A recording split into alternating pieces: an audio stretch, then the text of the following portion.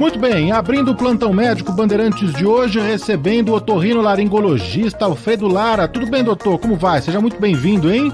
Tudo bem, muito obrigado pelo convite, é um prazer estar aqui com vocês hoje.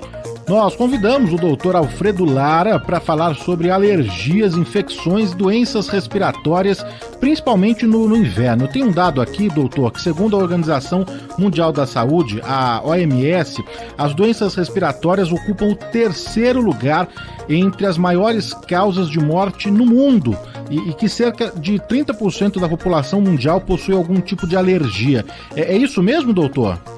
Exatamente, esse dado está correto. Eu costumo brincar com os meus pacientes que nós fomos anatomicamente feitos para respirarmos mal. Se a gente for pensar os nossos primos mais próximos, os macacos, eles têm um focinho longo. O nosso focinho é muito curto, nosso nariz é muito pequeno. Então ele não tem muita sobrecarga para lidar com essas agruras que eventualmente recaem sobre a gente. Então nós sofremos muito com problemas respiratórios.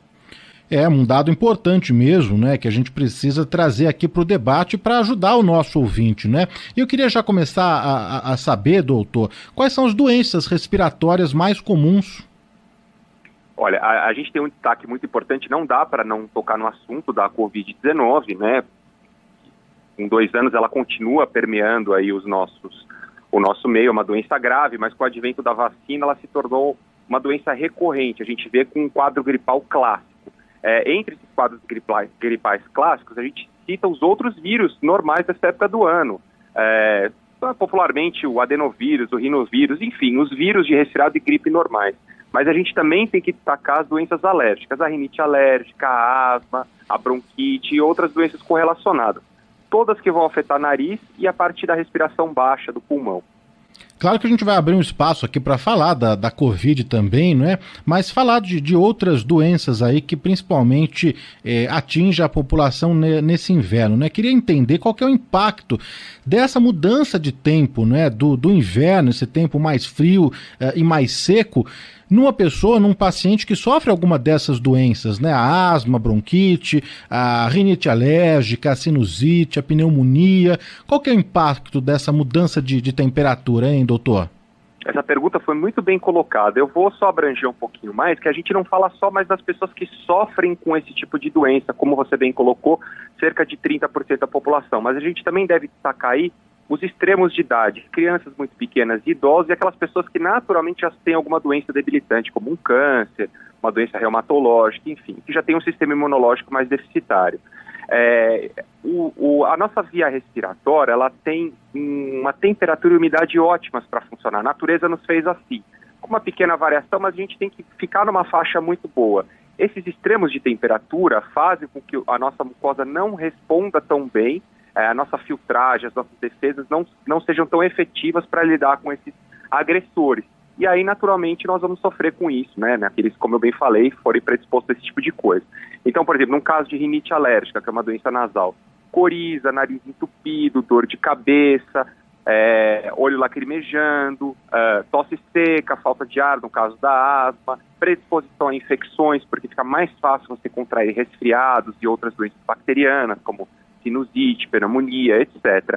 Se a gente for ficar falando sobre todas, acho que nós vamos a entrevista inteira, mas basicamente é isso. Doutor, mas qual que é a diferença, né? A gente citou aqui algumas doenças, né? Mas confunde muito. E acho que é legal a gente trazer aqui para o nosso ouvinte a diferença entre a sinusite, a rinite e a bronquite, né? Os 3 ites, né, doutor? A gente tem várias ites aí, mas também é muito bem colocado. Então vamos lá, a rinite alérgica é uma doença alérgica. Então o nosso sistema de defesa reconhece alguma partícula que num ser humano normal não causaria nada como uma agressora. Então ela vai provocar uma resposta de luta contra esse agressor que não vai fazer mal. Então a gente vai ter inchaço, coriza, espirro, coceira, mas você não tem um agente vivo lhe causando uma doença. A sinusite é uma infecção, então você tem um agente lhe causando uma doença, seja um vírus ou normalmente uma bactéria. Então, além desses comemorativos que eu te falei, existe uma queda do quadro geral, né, catarro, febre, com risco inclusive à vida. A bronquite é uma inflamação, um processo alérgico dos brônquios, que é a parte do pulmão mais baixo. São os caninhos que vão conduzir ar para o pulmão mais baixo. Então, a gente poderia falar assim, como se fosse uma rinite alérgica dos brônquios. Com a alergia também, o processo alérgico, ele vai fechar um pouquinho, dificultando a respiração. Bom, então a sinusite é a inflamação das mucosas do nariz. É uma infecção. Uma infecção das mucosas do nariz. Infecção. A rinite é uma infecção também, mas é uma alergia. Uma alergia das mucosas dos seios da face, doutor. Exatamente. A bronquite é uma alergia dos brônquios, o revestimento dos caninhos que revestem o pulmão. E um paciente ele pode sofrer dos 3 juntos ao mesmo tempo, doutor? Pode, isso não é tão incomum assim. Pode sim. A gente especula. Teoricamente, o nome mais acurado, mais correto para bronquite seria asma. Existem alguns trabalhos que mostram que até 80% dos asmáticos sofrem com rinite alérgica. Como essas doenças naturalmente já predispõem esses indivíduos à infecção, normalmente é o que acontece nesses períodos de inverno, principalmente esses extremos de idade que eu falei, os pacientes mais idosos, ou as crianças, é muito comum elas virem com sinusite, tendo crise de asma em conjunto. Então a coisa começou com uma rinite alérgica, com uma bronquite, evoluiu para uma sinusite, e aí bronquite junto, né? Estamos conversando aqui na Rádio Bandeirantes, no Plantão Médico Bandeirantes, com o doutor Alfredo Lara, otorrinolaringologista, explicando tudo sobre alergias, infecções e doenças respiratórias, principalmente nesse período do inverno, né? A gente está trazendo aqui para o nosso ouvinte, não é? Tudo sobre asma, bronquite, pneumonia, rinite alérgica, a sinusite também, né? O doutor já falou que um paciente pode sofrer dos 3, né? Tanto da sinusite quanto da rinite e também da bronquite, não é? Mas queria detalhar aqui também, doutor, os sintomas, né? Porque eles se diferem também, né? Os sintomas da sinusite, para a rinite, também da bronquite, não? Exato, diferem mesmo. Então vamos lá, vamos começar com a rinite alérgica. Existem 2 grupos de sintomas que normalmente coexistem, mas o paciente vai ter mais um grupo do que o do outro. Então, na rinite alérgica, a gente tem os sintomas irritativos, que são aqueles clássicos que a gente conhece. Coceira no nariz, espirro, coceira nos olhos, fungação. E existem os sintomas obstrutivos, que basicamente são dor de cabeça no meio da face e sensação de nariz entupido. A sinusite é como se fosse um resfriado que piorou a partir do 7º dia, ou um resfriado que depois de 2 semanas não foi embora. Então o paciente tem uma sensação, não precisa ter todos os sintomas presentes. As pessoas acham que dor de cabeça é igual a sinusite. Não é. A dor de cabeça numa sinusite geralmente só está presente em metade dos casos. Então os sintomas são um pouco mais carregados. O mais comum de todos é aquela sensação de pigarro escorrendo por trás da garganta. Dor nos seios da face, na região em cima dos dentes. Dor de cabeça, eles podem apresentar febre, também não é um sintoma tão clássico, mas em 50% dos casos a pessoa pode apresentar febre. Em relação à bronquite, à asma, o sintoma mais característico as mães inclusive falam das crianças, doutor, parece que tem um gato no peito do meu filho arranhando, então você tem uns assobios na respiração. É aquele chiadinho, doutor? Aquele chiadinho, exato, parece um apitinho, que faz um pequeno barulhinho, com muita dificuldade de respirar, e a gente vê nos mais magrinhos, a região próxima da saboneteira, sofrendo até um colapso para ajudar a respirar. Na medicina a gente chama disso de tiragem, mas você vê a região do pescoço da saboneteira indo para dentro, assim, aumentando a dificuldade para respirar. E isso é da asma, certo? Isso é da asma / bronquite, né? Então vamos falar assim. Asma / bronquite. Ainda retomando e falando um pouquinho da rinite alérgica, tem algumas causas aqui, não é? Uma delas é o fator genético. Então, uma pessoa que tenha na família ali o pai ou a mãe que sofre de rinite alérgica, ele pode vir a sofrer também, doutor? Pode. Se um dos pais tem rinite alérgica, a chance do filho ter gira em torno de 40%. Se os dois têm, chega a 85% até 90%. Então, tem um caráter genético muito importante, mas hoje em genética a gente sabe que o ambiente é o efeito mais perturbador. Então, não basta você ter genética, tem que estar exposto a um ambiente propício para isso. E qual seria? Então, viver em grandes cidades, ambiente com muita... casas com muito mofo, ambiente fechado, pouco batido de sol, com muito pó, enfim... Você não vai predispor alguém que tenha isso a esses estímulos que naturalmente causam alergia, né? Se a gente também é muito difícil você saber exatamente o que causa rinite alérgica. São vários fatores. Mas, de um modo geral, mudanças de clima, caspa de animal e não pelo, todo mundo acha que é o pelo do gato ou do cachorro, na verdade é a descamação da pele dele, restos de ácaros e outros insetos que ficam no ar, pólen de planta. Então, no hemisfério norte a gente tem pólen de planta, no sul, na região sul do Brasil, isso é muito comum também, na época da primavera. Tudo isso causa irritação e inflamação das mucosas, levando à rinite alérgica. Bom, antes da gente falar dos tratamentos, né, eu acho que é importante a gente falar como prevenir. É possível prevenir a rinite alérgica? É claro que uma pessoa que tem ali a tendência genética, a questão genética, o fator hereditário, não tem como muito fugir disso, né? Mas a questão da exposição aos ambientes, né, que a gente está falando da poluição e outras coisas, né? Como prevenir, hein, doutor? Então, existem muitas coisas que se pode fazer. Então, em primeiro lugar, os ambientes devem ser limpos, higienizados, evitar produtos de limpeza com muitos odores, né, naqueles alérgicos, isso é muito ruim. Com destaque que a gente vive hoje em ambiente com ar-condicionado, checar se esses filtros são limpos rotineiramente. Então, essas limpezas têm que ser, em alguns casos, até mensais, porque esses filtros ficam repletos de partículas que causam alergia. É muito comum isso em prédio. A gente tem, em medicina, a gente até costuma falar de síndrome do edifício doente, de tão impactante que isso é. Evitar para as crianças alérgicas produto de bichinho de pelúcia, edredom com muito pelo, deixar os ambientes bem batidos de sol, bem arejados. Mais ou menos aquelas mesmas coisas que a gente falava para a Covid-19, servem para a rinite alérgica também. Mas é a questão do ar seco, né? Ou melhor, de deixar o ambiente úmido, né? Com o uso de toalha, de baldes ou mesmo aqueles umidificadores. É uma questão que não é unânime, não é, doutor? Eu já ouvi especialistas aqui mesmo no programa falando que não há necessidade de deixar o ambiente úmido e outros que sim, né? Que reforçam a importância de deixar o ar sempre úmido, inclusive com aqueles aparelhos, com os umidificadores ligados, seja no trabalho ou mesmo em casa ali, na sala, especialmente no quarto na hora de dormir. E aí, doutor?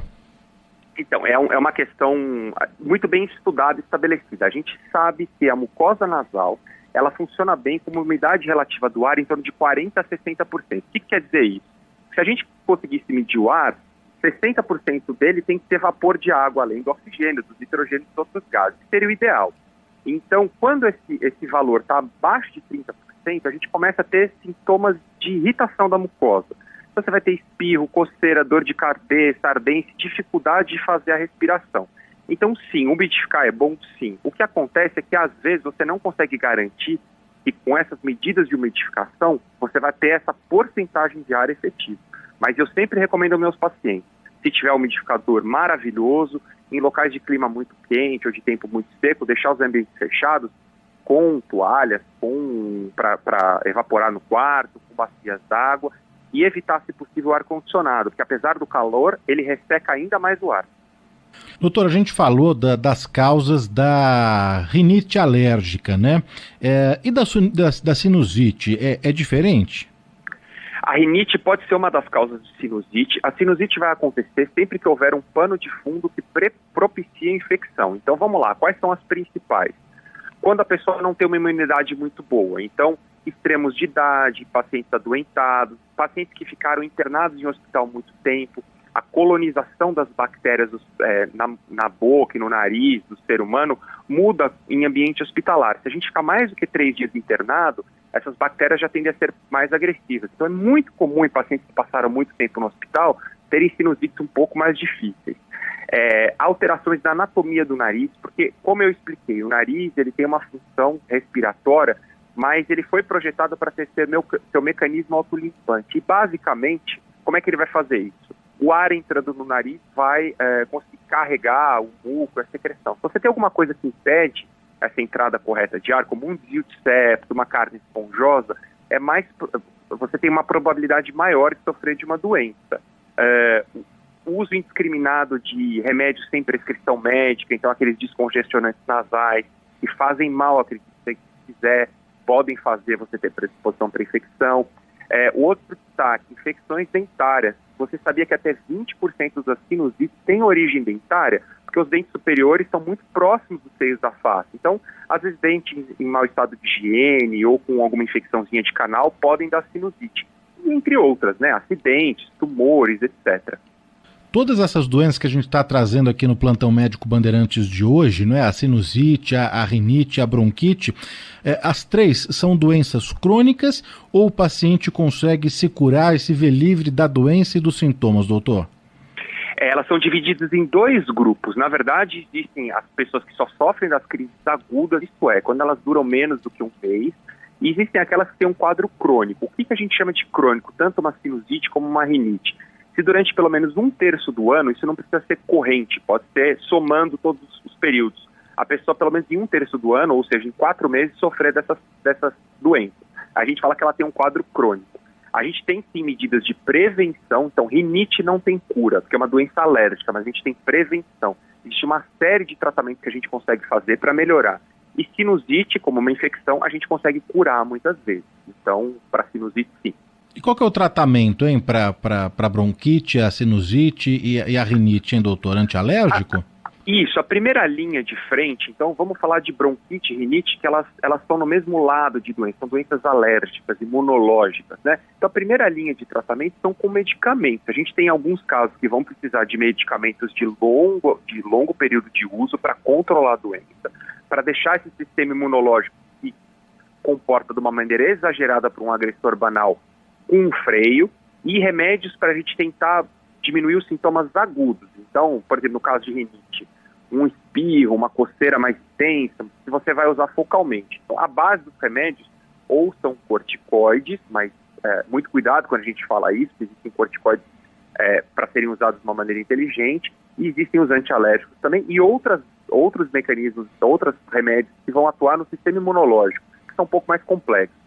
Para sinusite, as pneumonias, como são infecções, a base do tratamento são os antibióticos, né, quando houver infecção bacteriana. Existem as sinusites virais também. Aí, se tiver remédio para o vírus, tudo bem. Senão, a gente dá um reforço para o organismo combater a doença. Como, por exemplo, nas gripes, nos resfriados, você vai ter uma sinusite viral. Mas, basicamente, é isso. E depois nós temos as cirurgias para casos mais severos.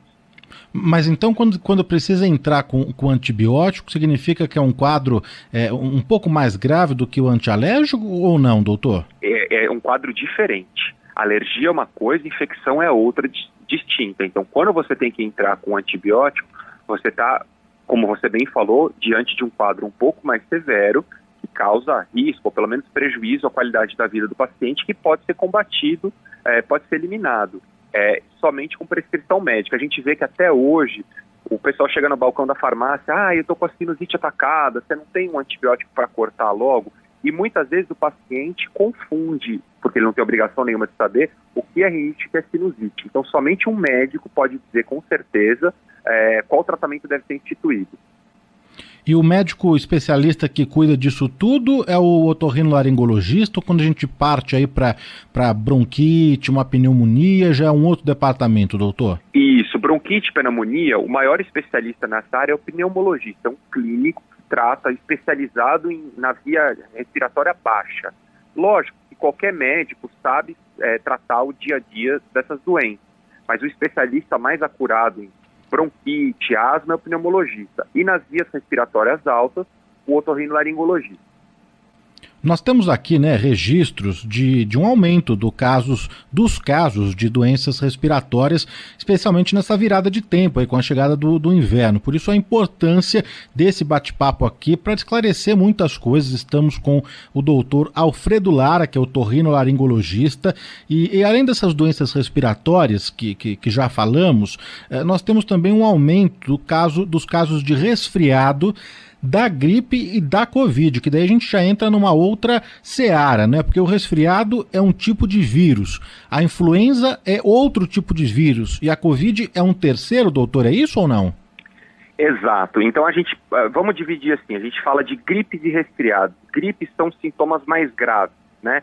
Então, para a gente falar bem grosseiramente, a gripe é um resfriado grave e o resfriado é uma infecção de vias aéreas superiores um pouco mais leve. Então, a Covid-19, ela está no grupo das grandes gripes, das síndromes gripais. A gente fala tem uma enormidade de vírus que causam gripes e resfriados, né? Então, falando de gripe, os sintomas são mais severos. Geralmente existe, inclusive, uma ameaça à vida, uma queda importante do estado geral, febre alta, perda de apetite, risco de pneumonia. Os resfriados costumam ser um pouco mais brandos. Então, coriza, coceira, espirro, catarro, muco, geralmente com um curso aí de 7 a 10 dias. As gripes têm um curso mais longo, então o paciente fica doente mais tempo, até 2 semanas, e eles evoluem geralmente para quadros mais graves também, se não tratados corretamente, né? Todos os vírus, a gente não tem muitas medicações contra vírus, então normalmente o que eu falo para o paciente é: o seu organismo vai combater isso, eu vou dar um suporte para isso. Por isso que não adianta tomar antibiótico para combater resfriado, porque o antibiótico mata bactéria e o inimigo que está causando isso é um vírus. Então é importante a gente diferenciar isso. Por que os casos aumentaram? Então a gente vê que a Covid-19 é um inimigo muito inteligente, porque ele consegue fazer várias mutações, escapar do sistema imunológico, porque a intenção dele como organismo é perpetuar, assim como todos nós, ele só quer sobreviver. E os outros resfriados, a gente ficou 2 anos distante de todo mundo, com uso de máscara, enfim. Então esses outros vírus que também mutam muito e se diferenciam muito, não circularam na população.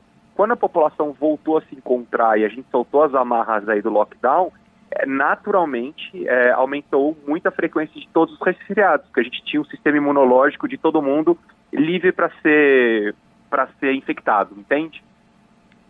Mas, doutor, se não existe assim o antibiótico, ele não resolve para combater o vírus, é isso? Exato, seria um antiviral. Existem alguns antivirais.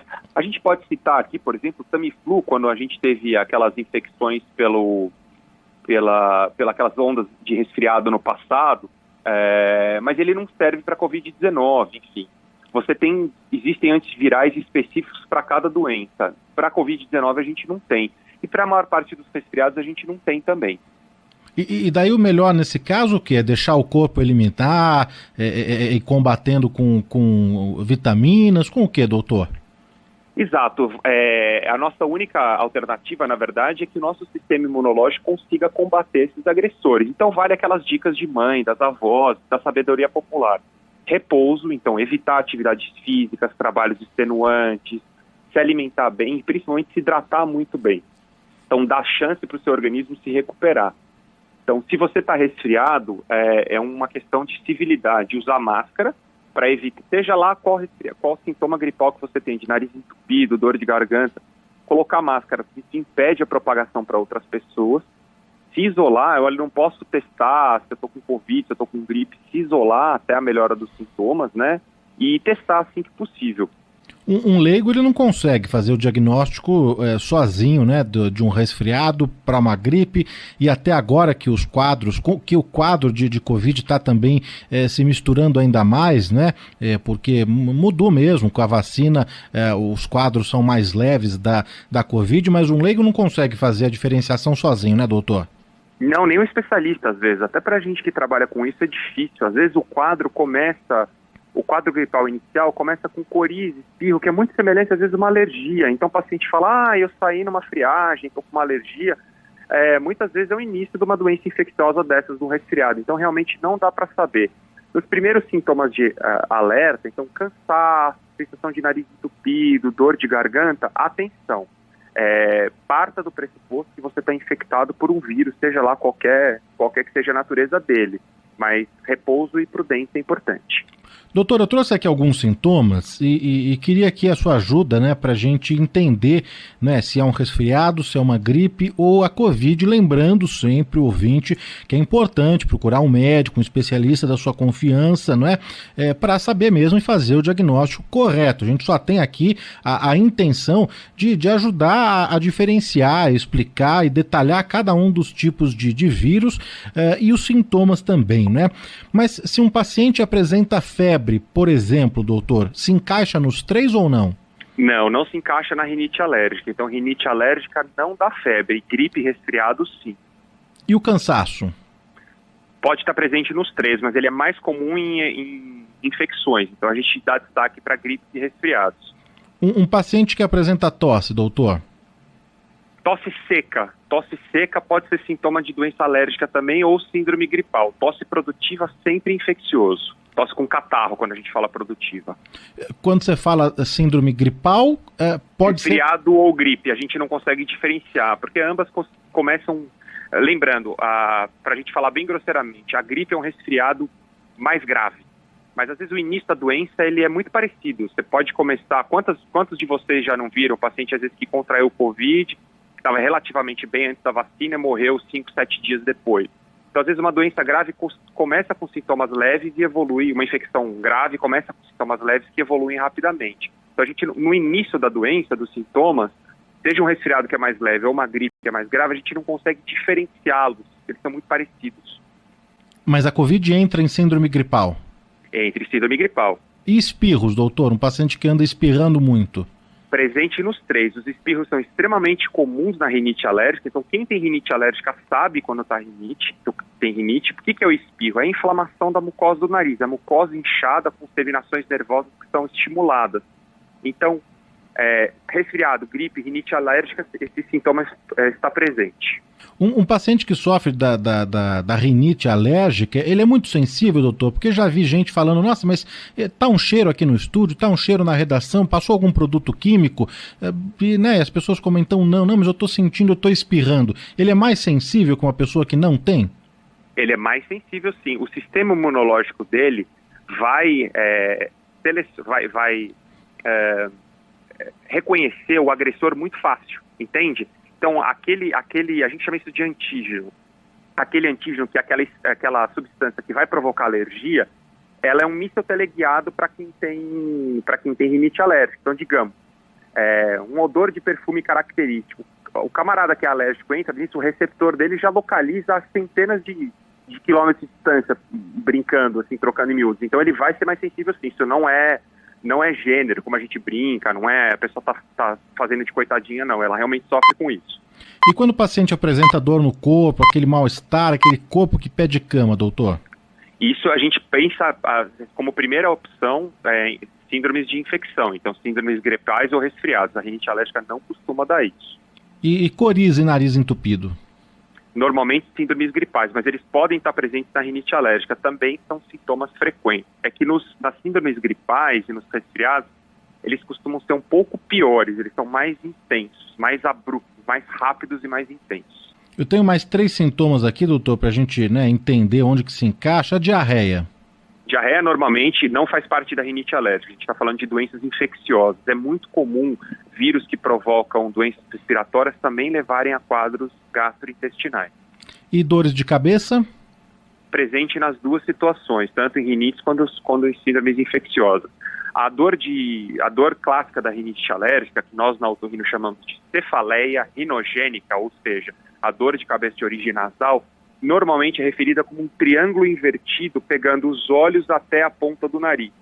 Então a base está entre os olhos e o ápice na ponta do nariz, nessa região frontal da testa. A pessoa reclama de sensação de olho fechando e olho pesado também.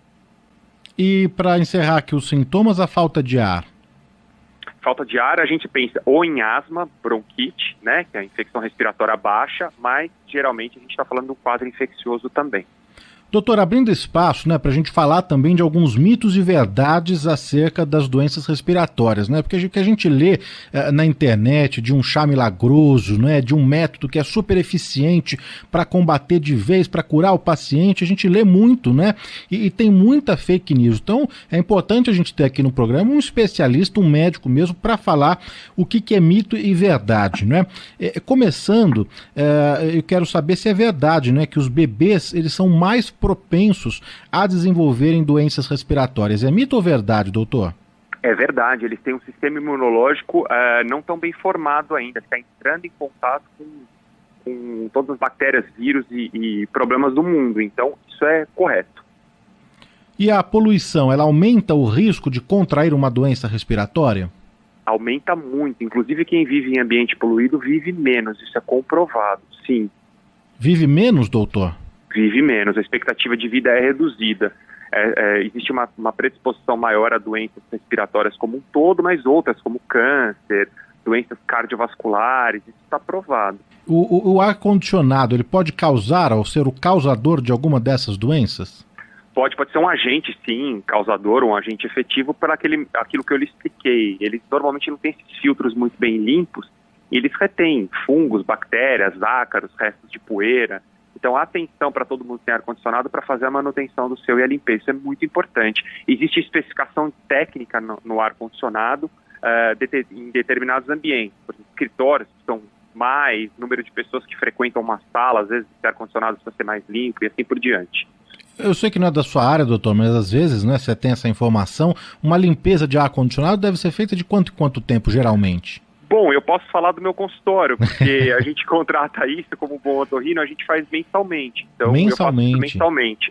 E acredite se quiser, o filtro é muito sujo. Na minha casa, eu faço a cada 4 meses. É importante mesmo. Doutor, beber chá quente ajuda a combater as doenças respiratórias? Não, ela apenas dá um conforto, mas não ajuda a combater. E o sorvete, ele piora um quadro respiratório? Também não, isso é outro mito. Não piora? Não piora. Então, a criança está com dor de garganta, não vai tomar sorvete? Não, isso é uma bobagem. Nem sorvete, nenhum tipo de gelado também, uma água gelada, um suco? Não, é que normalmente quando você toma um líquido gelado, naturalmente você vai ter uma constricção, um apertamento das vias aéreas, vai dar um pouquinho de desconforto. Porque se fosse assim, nós que, por exemplo, se a gente tira a amígdala de uma criança que está, ou de um adulto que está mais enfraquecido naturalmente por causa da cirurgia, ele não poderia tomar líquido gelado, concorda? Olha só, importante essa informação aí, né? É. Os fumantes, eles ficam mais vulneráveis a contrair as doenças respiratórias? Muito mais. Isso é extremamente verdadeiro. Eles não têm um sistema imunológico que funciona muito bem e todas as vias aéreas deles já estão sobrecarregadas pelos efeitos dos agentes do cigarro. Então, sim, isso é verdade. Doutor, eu tive bronquite, né? Acho que posso falar que tenho ainda, porque é uma doença crônica, né? Mas nunca mais tive crise de bronquite, né? Tá estabilizado. Eu me lembro quando eu era criança, né? Que professor, os médicos, os especialistas falavam, né? Na natação, coloca na natação que vai ajudar. De fato, a natação pode ajudar ou combater ou, enfim, trazer algum alívio para o portador de alguma dessas doenças que a gente está falando? Então, sim, a atividade física como um todo é muito importante para fazer o aumento da capacidade pulmonar das pessoas, né? Assim como você treina um músculo, você treina o pulmão para receber mais oxigênio. E a atividade física também diminui a inflamação basal do corpo. O que é inflamação basal? Nós, seres humanos, estamos numa eterna luta, os seres vivos, entre viver e morrer. Então, quando você tem um processo inflamatório, esse mecanismo, você está mais perto da morte do que da vida, para falar dessa maneira propriamente dita. Então, a atividade física ajuda a diminuir os níveis de inflamação e melhorar a imunidade como um todo e a qualidade de vida. Embora, vale destacar que algumas pessoas podem ter bronquite ou asma induzida por atividade física. Essas pessoas devem procurar um pneumologista para serem bem orientadas. Mas não é a regra. Induzido, doutor? Induzido. Tem muitos pacientes, principalmente adultos, que costumam ter o que a gente chama de crise de bronquite. O nome médico é broncoespasmo. Broncoespasmo induzido por atividade física. Então, normalmente, depois de uma consulta com o pneumologista ou com um alergologista também, que é o médico que cuida de alergia, vão entrar com uma medicação e isso é facilmente controlado. Mas pode acontecer, tá? Não é a regra, é a exceção, isso acontece. Mas o que é? Depois de uma corrida, por exemplo, de um esforço físico, de uma atividade, ele se sente cansado, com falta de ar, é isso? Exato, geralmente no início ele vai começar a ter aquela chiadeira no peito que a gente falou antes, aqueles apitinhos e falta de ar, geralmente no início da atividade física, de uma corrida ou de um tiro, alguma coisa dessa forma, que existe que o pulmão tem que ser mais exigido.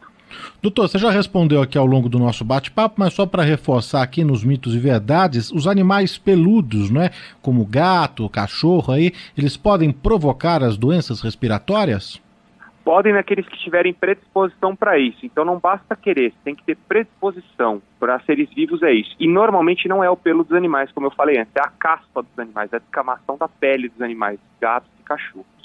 Você sabe, doutor, só trazendo uma curiosidade pessoal aqui, nem sei se tem alguma relação, né? Mas eu nunca tive gato, eu sempre tive cachorro, sempre lidei com cachorro, convivi com cachorro e nunca tive nenhum problema, né? Alérgico nem nada, né? Mas outro dia eu tive contato com um gato, né? Eu fui numa fazenda, tinha um gato lá que ficou roçando na perna, levantando a barriga para coçar, um gato muito carinhoso, fiquei lá brincando com o gato. E depois passei o final de semana inteiro espirrando, né?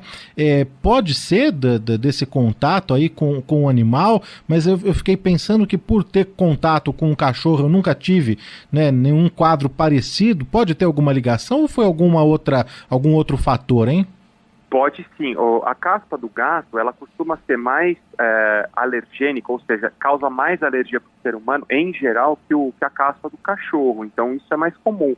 Mas um outro exemplo que a gente pode falar, fazendo só uma correlação, é aquela pessoa que fala, eu não costumo sofrer muito, mas eu fui para uma casa da praia que estava fechada, abri aquele cheiro de mofo, eu fiquei péssimo. Então, é mais ou menos a mesma situação. Você tem que ter predisposição para isso. Doutor, para a gente encerrar, ficou faltando aqui alguma informação importante, alguma curiosidade, algo que você queira acrescentar nesse debate aqui para o nosso ouvinte?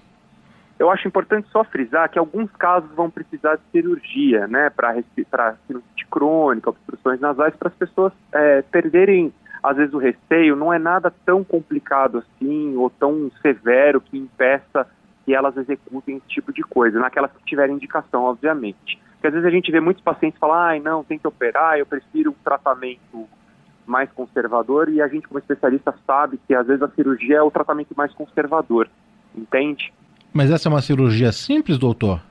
Normalmente são cirurgias mais simples, sim, com rápida recuperação. As cirurgias nasais, em geral, claro que sempre existem exceções de medicina, mas em geral as cirurgias nasais para sinusite crônica, para obstrução nasal, são cirurgias bem simples, com pouca dor de pós-operatório, e o paciente retorna às suas atividades profissionais e esportivas rapidamente.